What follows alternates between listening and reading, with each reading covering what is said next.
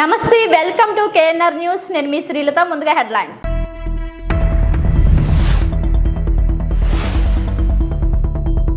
ఎన్టీఆర్ జిల్లా మైలవరం నియోజకవర్గం రెడ్డిగూడెం మండలం నరుకుళ్లపాడు గ్రామంలో జరిగిన ఆత్మీయ సమావేశం.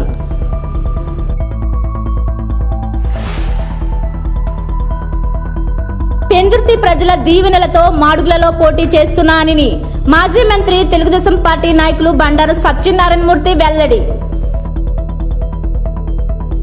ఓటు వేయడం ప్రతి పౌరుడి బాధ్యత. Assistant collector Sahajith Venkata Trivinath.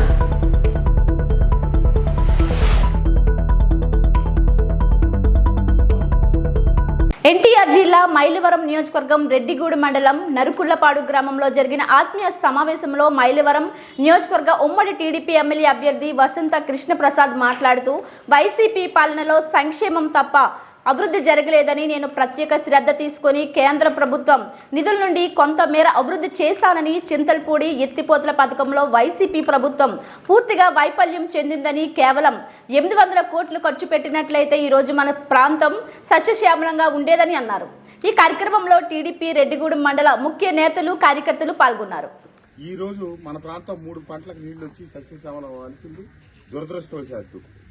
ఒక్క పర్సెంట్ కూడా ముందుకు సాగకుండా ఎక్కడ వేసిన గొంగళ అక్కడ 2.5 ఏళ్లలో 4,100 కోట్లు ఖర్చు పెడితే కేవలం 5 సంవత్సరాల్లో 800 కోట్లు ఖర్చు పెట్టలేక ఆ ప్రాజెక్టు ఆ మూలబడి పంపులు ఆన్ చేయకుండా తుప్పు పెడతా ఉన్న పరిస్థితి దురదృష్టం. అది ప్రాజెక్టు పూర్తయితే లబ్ధి పొందే నియోజకవర్గం మన మైలవరమే. అలాగే రోడ్లు ఏ గ్రామానికి వెళ్దామన్నా రోడ్లు ఇబ్బందికరమైన పరిస్థితి.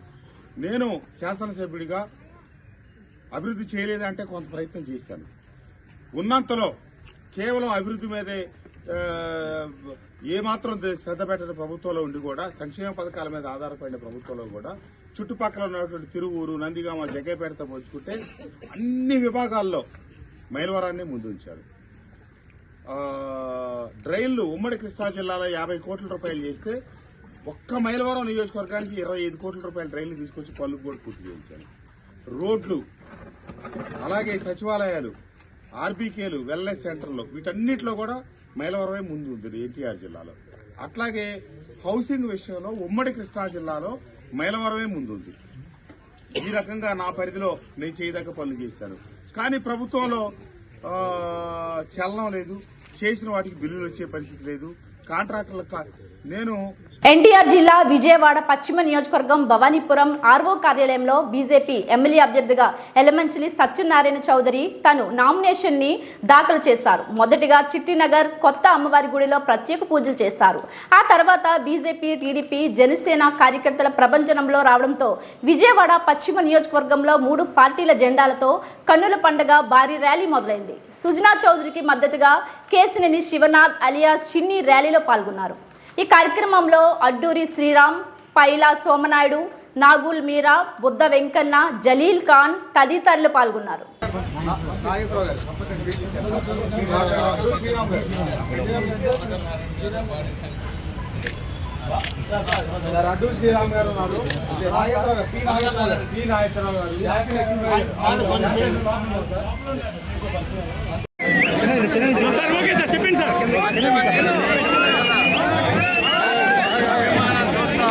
బ్రహ్మరథం పడుతూ ఉన్నారు.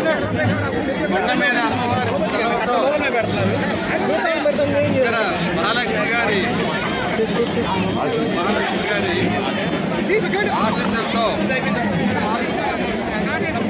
సెంటర్ చిట్టినగర్లో మనం ఎప్పుడైనా ఆలోచించాలంటే మన చిట్టి గారిని మర్చిపోలేము.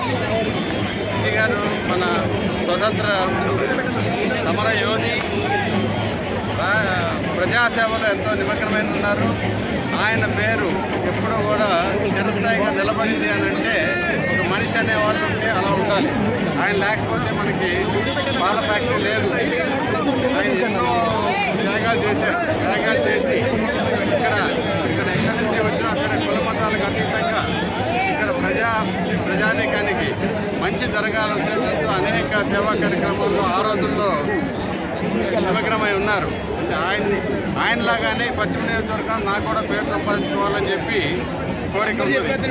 కాబట్టి పశ్చిమ నియోజకవర్గానికి కావాల్సిన వసతులన్నీ ఏదైతే ఎందుకంటే ఇక్కడ అట్టడుగు వర్గాలు పేద వర్గాలు ఎంతోమంది ఉన్నారు. ఇక్కడ సౌకర్యాలు చూస్తే రోడ్లు కానీ, డ్రైనేజ్ వ్యవస్థ కానీ, మంచినీటి వ్యవస్థ కానీ, ఇళ్ల పట్టాలు కానీ ఏమీ లేవు. ఇంత దుర్భర పరిస్థితుల్లో విజయవాడ పెద్దవాడ అంటే ఎప్పుడూ కూడా రాజకీయాలకి రాజధాని, అన్నిటికీ రాజధాని. కానీ పెద్దవాడ ఇంత కింద స్థాయికి దిగిపోవడానికి కారణం సరైన రాజకీయ ప్రతినిధులు లేకపోవడం అనేది నా అభిప్రాయం. సరైన ప్రతినిధులు ఈ మధ్యకాలంలో మాత్రం జనరల్గా లేనట్టుగా ఉంది. మంచి ప్రజాప్రతినిధిగా ఇక్కడ ఎన్నుకుంటే ఆ ప్రతినిధికి ఎంతో అవకాశాలు ఉన్నాయి ఇక్కడ డెవలప్ చేయడానికి. నేను దుర్గమ్మ వారి చలవతో, మహాలక్ష్మి గారి చలవతో, మా తల్లి గారు, తండ్రి గారు, మా కుటుంబం మొత్తం, మా చెల్లెలు, అన్నలు, అందరి కుటుంబ మిత్రులు, కుటుంబం, ఈ పశ్చిమ నియోజకవర్గం ప్రజలందరూ ఆశీస్సులతో ఈరోజు నామినేషన్ వేస్తున్నాను. డెఫినెట్గా ప్రజలందరూ కూడా నాకు ఆశీస్సులు ఇచ్చి అఖండ విజయంతో గెలిపించాలని కోరుకుంటూ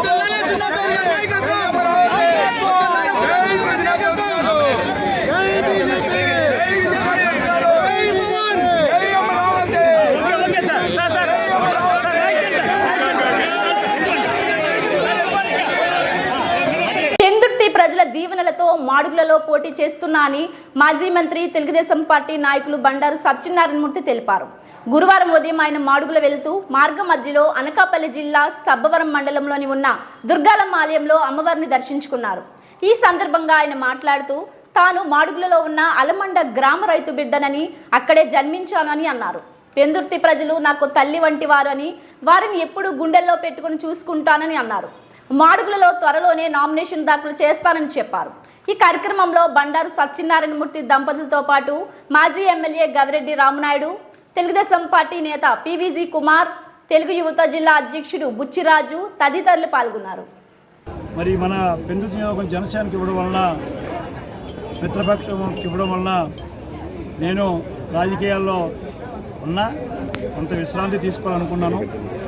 కాకపోతే మళ్ళీ చంద్రబాబు నాయుడు గారు మరి సీనియర్గా మరి నా సేవలు ఇంకా పార్టీకి ప్రభుత్వ పరంగా అవసరం ఉంటుందని చెప్పి వారు గుర్తించి నన్ను ఆశీర్వదించి మరి మాడుగుల ఉమ్మడి అభ్యర్థిగా నన్ను నామినేషన్ వేయడానికి సిద్ధపడమని నిన్న ఉదయం వారు నాకు సంకేతాలు పంపించారు. వారి ఆదేశానుసారం నేను పార్టీకి ఎప్పుడు కూడా చిత్తశుద్ధిగా ఉన్న వ్యక్తిని. నేను చెప్పాను కూడా, చనిపోయే వరకు నేను తెలుగుదేశం పార్టీ కండువాతో చనిపోతానని. ఆ మాట మీదే ఉన్నాను తప్ప ఈరోజు వరకు కూడా ఇదే ఫస్ట్ టైం ప్రెస్ మీదకి రావడం. 52 రోజుల తర్వాత ఈరోజే బతిక విలేకరుల మొక్కలు చూస్తున్నాం సరదా అందరితో. అంచేత మరి మాడుగుల నియోజకవర్గం కూడా నాకు కొత్త కాదు. నేను మంత్రిగా ఉన్నప్పుడు కానీ, జిల్లా ప్రెసిడెంట్ ఉన్నప్పుడు కానీ అనేక పాదయాత్రలు, సైకిల్ యాత్రలు, ధర్నాలు చేసిన వ్యక్తిని, అనేక ప్రారంభాలు చేసిన వ్యక్తిని జడ్జించిన విషయం ధర్మంగా మరి ఈవేళ మళ్ళీ సీనియర్ నాయకుడు, శాసనసభ్యుడిగా ఎంతో సేవ చేసిన గవిరెడ్డి రామానాయుడు గారు మొన్న ఆయన సపోర్ట్ చేసి నా మామయ్య గారికి ఇవ్వండి నేను గెలిపిస్తానని చెప్పి చంద్రబాబు నాయుడు చెప్పడం. అదేవిధంగా పివిజి కుమార్ గారు కూడా చంద్రబాబు ఇన్ఛార్జిగా ఉన్న వారి ఒబ్బీలు కూడా నా నిన్నటించి నా కార్యక్రమం అంతా వాళ్ళు బిజస్కాలం వేసుకొని పనిచేస్తున్నారు. శైల ప్రసాద్ గారు ట్రై చేశాను, ఆయన కూడా పనిచేశారు. వారిని కూడా నేను కలుస్తున్నాను. వారి ముగ్గురు సారథ్యంలో మరి మాడుగుల నియోజకవర్గం నాకు ఎంతో ఇష్టమైన నియోజకవర్గం. పెందుర్తి పరవాడు ఎలా నన్ను ఆదరించారో ఆదరిస్తారని నమ్మకం ఉంది. నేను మాడుగుల నియోజకవర్గ రైతుని. మా అమ్మ జన్మించిన భూమి అలమండ, నేను బాల్యంలో చదువుకుంది అలమండ. అంచేత అన్ని రంగాలుగా నాకు మాడుగులతో అనేక సంబంధాలు ఉన్నాయి.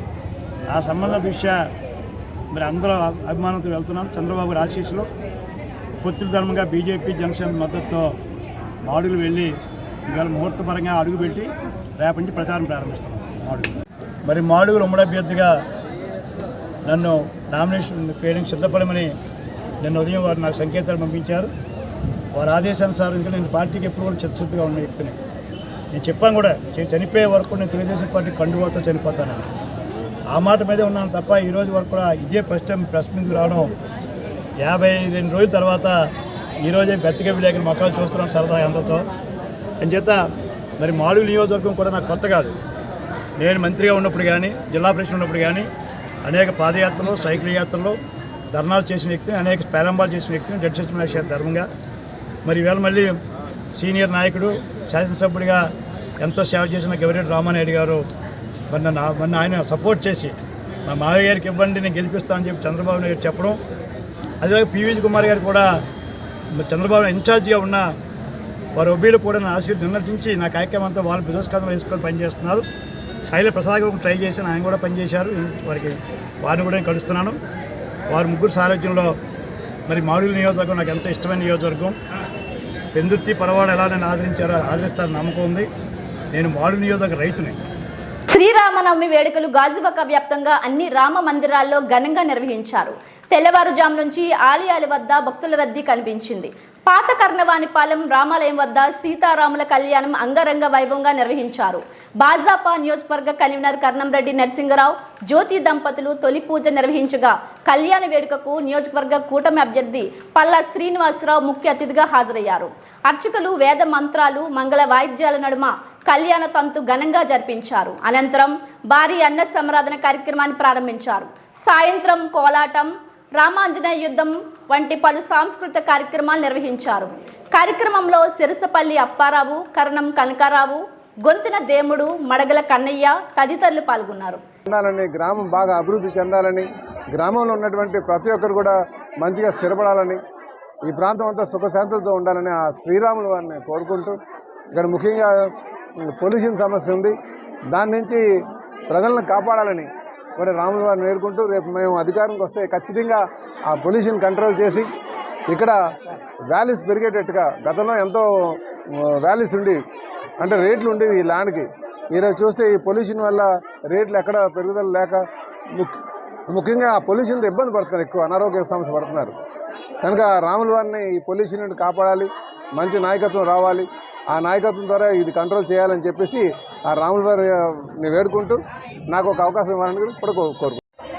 ఈరోజు శ్రీరామనవమి సందర్భంగా మన పాత కర్ణవాణిపాలెం రామాలయంలో ఉదయం 4 గంటలకి అభిషేకాలు ప్రారంభమయ్యాయి.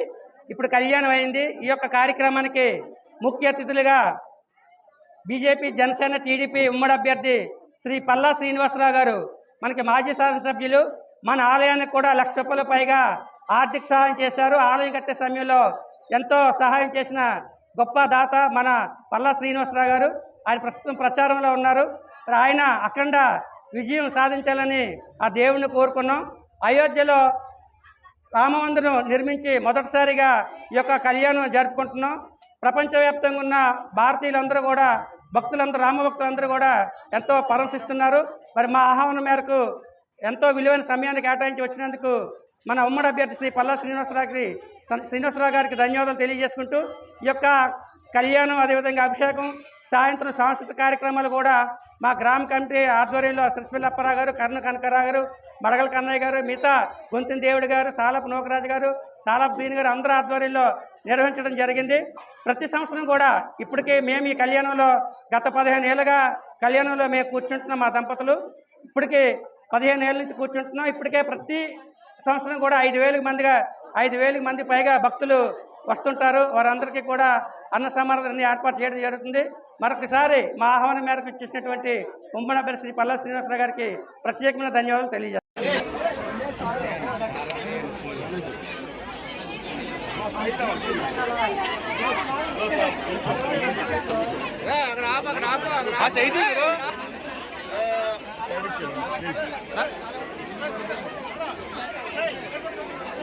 సార్ ఒకసారి సార్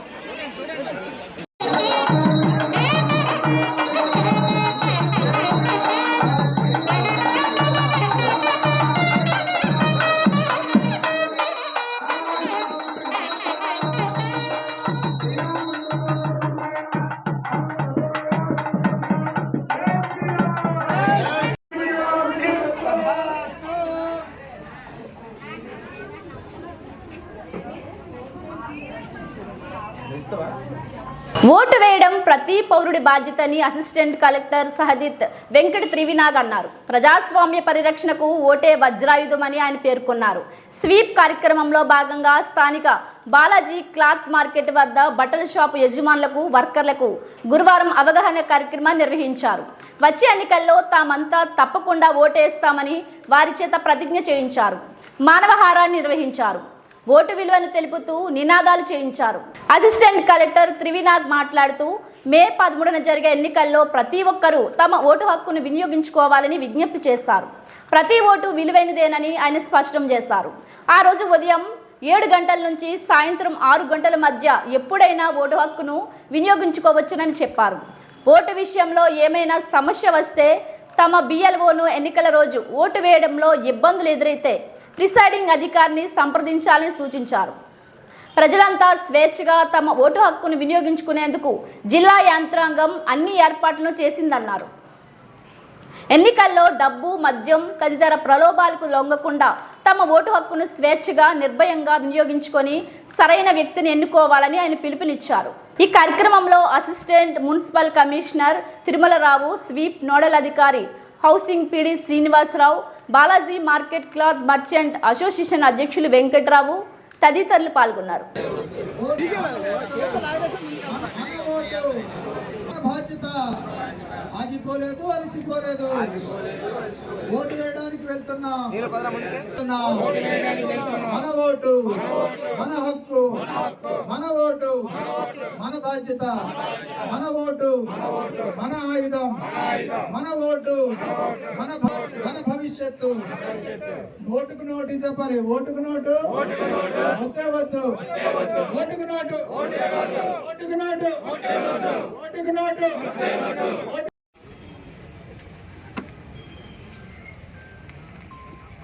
వర్కర్స్, స్టాఫ్ అంతా కూడా ఈరోజు మీతో సో అయితే ఈ స్వీప్ అనే కార్యక్రమం systematic waters education electoral participation ప్రతి ఒక్కరు కూడా తెలుసుకోవాలి. సో మీ స్టాఫ్ మెంబర్స్ అందరూ కూడా ఏంటంటే మనం షాప్లో ఉన్నాము, ఈ బిజినెస్ చేస్తున్నాము, అదే కాకుండా అసలు ఈ సిస్టమ్ ఎలక్టోరల్ సిస్టమ్ గురించి ప్రతి ఒక్కరికి కూడా అవగాహన ఉండాలనే ఉద్దేశంతో 17 ఇయర్స్ వరకు వస్తారు. కమింగ్ 18 ఇయర్స్లోకి వచ్చేటప్పుడు ప్రతి ఒక్క సిటిజన్ని కూడా ఈ స్వీప్ కార్యక్రమంలో భాగంగా వాళ్ళని ఓటర్స్గా ఎన్రోల్ చేయడం జరుగుతుంది. సో తదుపరి ఏంటంటే మనకి ఇప్పుడు ఎలక్షన్స్ వచ్చాయి కాబట్టి ఓటు ఉన్న ప్రతి ఒక్కరూ కూడా ఓటు వేసే విధంగా మనం ఈ కార్యక్రమాన్ని వివిధ రకాల వర్గాలతో అంటే అలాగే వివిధ రకాల జిల్లా ఎన్నికల జరుగుతుంది. సో కాబట్టి ఈరోజు అంటే మనకి అరౌండ్ మోర్ దెన్ ఎలక్షన్ ప్రతి ఎలక్షన్లో కూడా రకరకాల ఇన్నోవేటివ్ కార్యక్రమాలని డిజైన్ చేస్తూ ఆ కార్యక్రమాలన్నీ కూడా గ్రౌండ్ లెవెల్లో మనం ఇంప్లిమెంట్ చేస్తూ ఈ విధంగా మోటివేట్ చేయడం జరుగుతుంది. అందులో భాగంగా ఈరోజు ఇప్పుడు బాలాజీ మార్కెట్లో యాప్స్ ఉన్నాయి.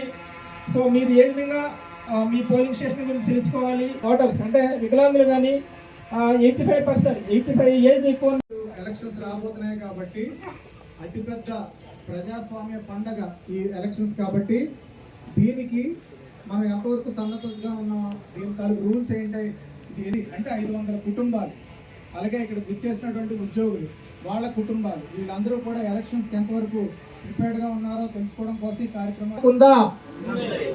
చేతులెత్తండి. మనందరికీ ఐడి కార్డు ఉందా? ఈ తాలూకు ఓటర్ కార్డు నెంబర్ కొడితే, సెల్ ఫోన్ నెంబర్ కొడితే ఓటీపీ వస్తుంది.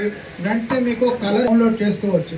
అలాగే మనందరికీ కూడా ఎన్నికల కమిషన్ వారి ఆధ్వర్యంలో ఈ ఏర్పాట్లన్నీ జరిగాయి కాబట్టి ఇవన్నీ కూడా మీరు ఉపయోగించుకోవాలని మిమ్మల్ని కోరుకుంటున్నాం. అలాగే బ్రెయిలీ లిపిలో అందుల కోసం తయారు చేయబడే సదుపాయాలు కలిగి ఉన్నాయి. ఇవన్నీ కూడా దయచేసి మీరు ముందరగానే ప్రిపేర్ అయ్యి పోలింగ్ స్టేషన్కి వెళ్ళిన తర్వాత కాకుండా ముందుగానే మీరు ఇవన్నిటి మీద అవగాహన కలిగించుకోవాలి. వెంటనే ఎన్నికల కమిషన్ వారికి కానీ టోల్ ఫ్రీ నంబర్కి కానీ తెలియపరచాలి. ఓకేనా? మీ వార్డులో కానీ వీధిలో కానీ మిమ్మల్ని ఏమైనా ఇక్కడ వచ్చిన అందరికీ థ్యాంక్స్, మీ అందరికీ ధన్యవాదాలు. ఇక్కడ పార్టిసిపేట్ చేస్తున్నందుకు. ఈరోజు మనం స్వీప్ యాక్టివిటీ జరుపుతూ ఉన్నాము. ఈ మన రేపటి నుంచి ఇండియా భారతదేశంలో మనకి ఎన్నికలు మొదలవుతున్నాయి. అది ఫస్ట్ పేజ్. మన రాష్ట్రంలోకి వచ్చేసరికి మనం 4th పేజ్లో ఉన్నాము. అది మే 13 తారీఖుకి మనం ఓటు అయిపోతున్నాము. మొత్తం రాష్ట్రం అంతా ఆ రోజు ఓటు వేస్తున్నాము. అలాగే మన జిల్లాలో ఉన్న 7 కాన్స్టిట్యున్సీలు ఉన్న మనకి టైమింగ్ ఓటింగ్ టైం ఓటేసే టైం కూడా వచ్చింది.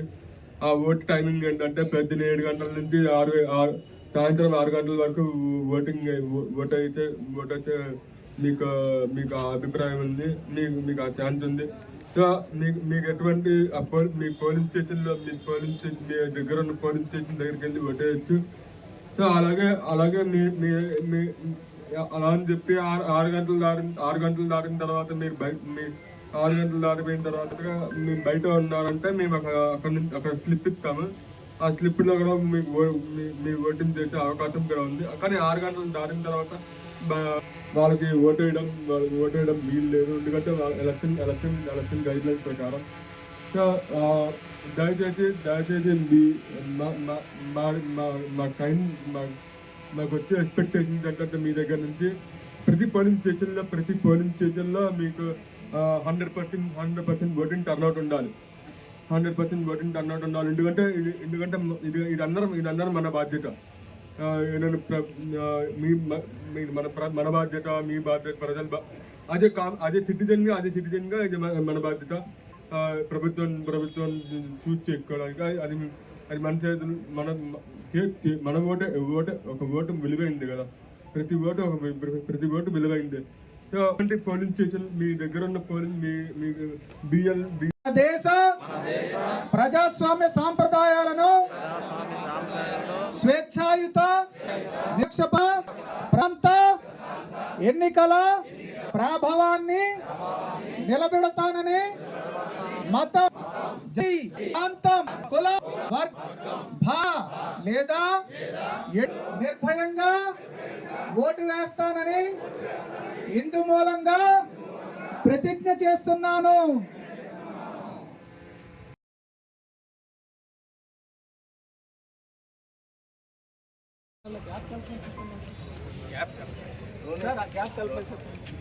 యూనిఫామ్ సార్ స్ప్రెడ్ అవ్వండి సార్, ఇంకొంచెం సచివాలయం సిబ్బంది కొంచెం స్ప్రెడ్ అవ్వండి సార్.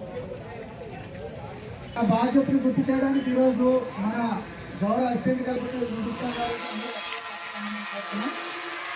మన ఓటు మన హక్కు, మన ఓటు మన హక్కు, మన ఓటు మన ఓటు మన ఆయుధం. వద్దే వద్దు మన ఓటు మన బాధ్యత. ఆగిపోలేదు, అలసిపోలేదు. ఓటు వేయడానికి వెళ్తున్నాం. మన ఓటు మన హక్కు, మన ఓటు మన బాధ్యత, మన ఓటు మన ఆయుధం, మన ఓటు మన భవిష్యత్తు. ఓటుకు నోటు చెప్పాలి. ఓటుకు నోటు వద్దే వద్దు. ఓటుకు నోటు, ఓటుకు నోటు, ఓటుకు నోటు మాత్రం డిస్ప్లే అవుతుంది. ఆ డిస్ప్లే అవుతుంది. అది కంప్లీట్ అయినంత వరకే మీ ఓటు వేసినట్టు. ఒకవేళ మీరు ఈవీఎంలో బటన్ నొక్కి ఈ బీవీప్యాట్లో రావట్లేదు అనుకోండి, అంటే కొన్ని రావట్లేదు అనుకోండి, ప్రిసైడింగ్ అక్కడ పీఓ అంటారు, ప్రిసైడింగ్ ఆఫీసర్, అతనికి ఇన్ఫార్మ్ అంటారు. మళ్ళీ దానికి ఛాన్స్ ఉంటుంది. విజయనగరం జిల్లాలో ఎన్నికల ప్రక్రియ సజావుగా పూర్తి చేసేందుకు, ఎన్నికల నియమావళిని సక్రమంగా అమలు చేసేందుకు 6 ఎన్నికల పరిశీలకులు నియమితులయ్యారు. వీరిలో 3 సాధారణ పరిశీలకులు కాగా మిగిలిన 3 వ్యయ పరిశీలకులుగా వ్యవహరిస్తారు. వీరికి అన్ని విధాల సహాయ సహకారాలను అందించేందుకు, అవసరమైన సమాచారాన్ని ఇచ్చేందుకు 7 లైజనింగ్ అధికారులను జిల్లా ఎన్నికల అధికారి జిల్లా కలెక్టర్ నాగలక్ష్మి నియమించారు.